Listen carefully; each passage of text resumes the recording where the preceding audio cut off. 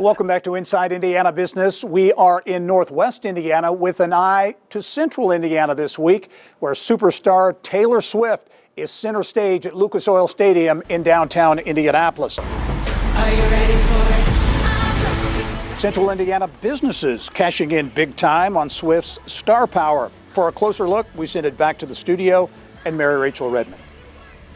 Thanks, Gary. It's Kylie in for Mary Rachel this week. Taylor Swift wrapping up the U.S. portion of her Eras Tour here in Indianapolis, putting the Circle City in a familiar place in the spotlight, not only nationally, but globally. Here's Mary Rachel with more. When you know a friend for so long, you feel like you can call them by their nickname. I feel like it might be okay for me to start calling you Indy. She's back and bigger than ever. This has been the most extraordinary experience of my entire life.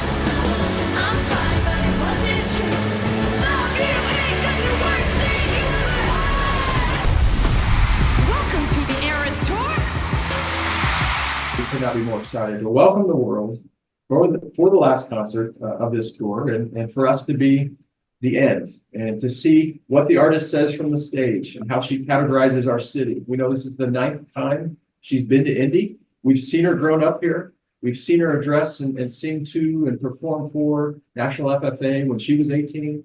And now to have her come back at this moment in her career is really perfectly placed from a city standpoint.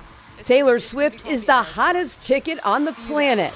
And just to be clear, that's not coming from her legion of loyal Swifties that number in the hundreds of millions. Since launching the Eras Tour last year, Swift is credited with single-handedly boosting the local economies in every city she's performed in around the globe. And Central Indiana is no different. Visit Indy telling us 81% of ticket holders are from outside the state. Hotel rooms commanding rates 3 times higher than a year ago, with short-term rental bookings up over 200%. The Taylor Swift weekend is set to be the all-time largest driving force for any tourism concert in the history of Indy tourism. And so it's just hard to put your arms around just the total economic impact. We know it's going to be a healthy 9 figures. The Taylor Swift direct economic impact will be far greater than NBA All-Star. You're talking about a couple $100 million economic impact. It's the equivalent of getting a Super Bowl. Leonard Hoop's right on the money. The U.S. Travel Association says in terms of earning power, the Eras Tour is on par with the Super Bowl in every city she performs. So it's no surprise local tourism officials using the high-profile event to extend a friendship bracelet to corporate leaders.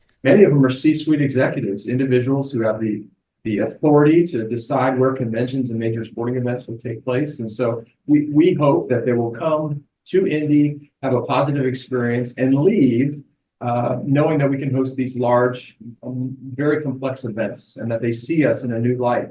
And for those wanting to jump in a getaway car,